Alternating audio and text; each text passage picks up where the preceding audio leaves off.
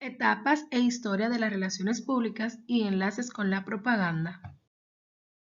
La evolución de las relaciones públicas ha estado muy limitada a determinados acontecimientos históricos que demandaban la realización de campañas de comunicación masivas. Eso ha permitido que personas e instituciones planificaran estrategias comunicativas y demandaran más profesionales.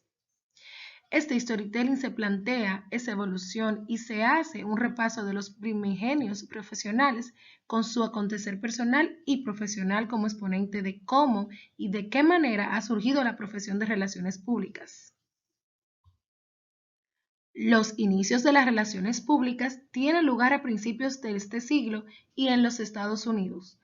Así, el término ya fue utilizado por primera vez en 1882 en una conferencia pronunciada por un abogado, Dorman Aytonen, la Yale Law School, bajo el título de Public Relations: The Duties of the Legal Profession, con motivo de la entrega de títulos a la promoción de 1882. Asimismo, en 1888, recuerda que fue Thomas Jefferson la primera persona que utilizó el término en 1802 y en 1897 la firma Washington House que crea el primer departamento de relaciones públicas.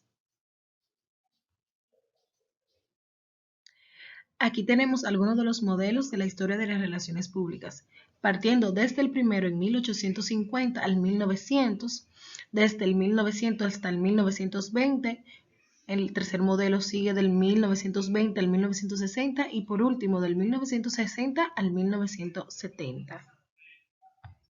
Introducción a la propaganda. Desde finales del siglo XIX hasta la Primera Guerra Mundial, con una presencia en el ámbito privado y en el público, así en las empresas comienza a introducirse la figura de una incipiente responsable de ver cómo aparecen determinadas personas y empresas en los periódicos de la época.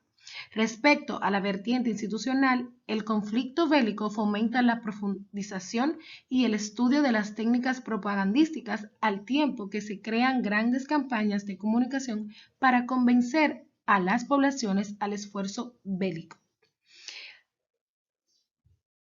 De 1929 hasta 1945, en la que se potencia la actividad de las relaciones públicas dirigidas a las grandes masas debido a la época de la crisis económica de 1929 y el esfuerzo comunicativo, entre otros, que supuso la Segunda Guerra Mundial, se sigue expandiendo el uso de las técnicas de relaciones públicas en el contexto de las empresas privadas y el aspecto institucional y estrategia diseñada para conflictos armados se sofistican y se añaden otras técnicas para conseguir los cambios de mentalidad necesarios entre la población.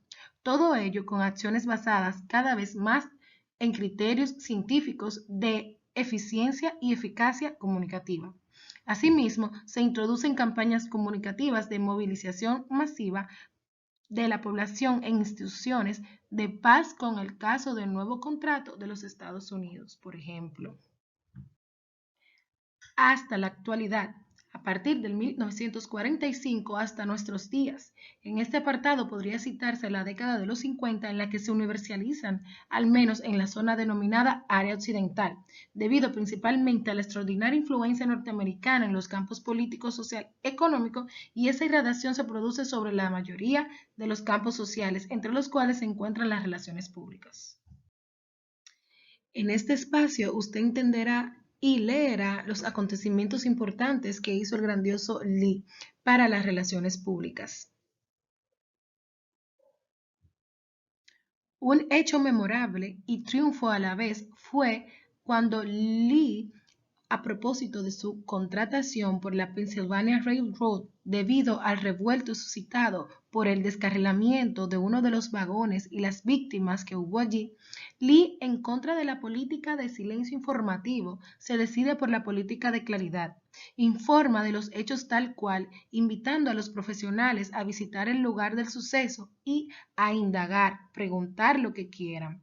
Se les da cuenta, información, dispone del asunto. En definitiva, la respuesta de los medios no tarda y el ferrocarril es presentado como el transporte del futuro, con independencia de accidentes estadísticos.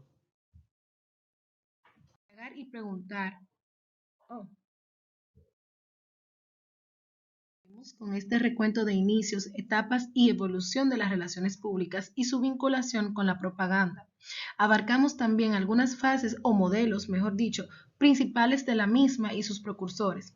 Es importante reconocer que todo este conocimiento aprendido y bien analizado de manera crítica es gracias a nuestra facilitadora y maestra Helen Hasbun en su materia Historia de la Propaganda y Relaciones Públicas.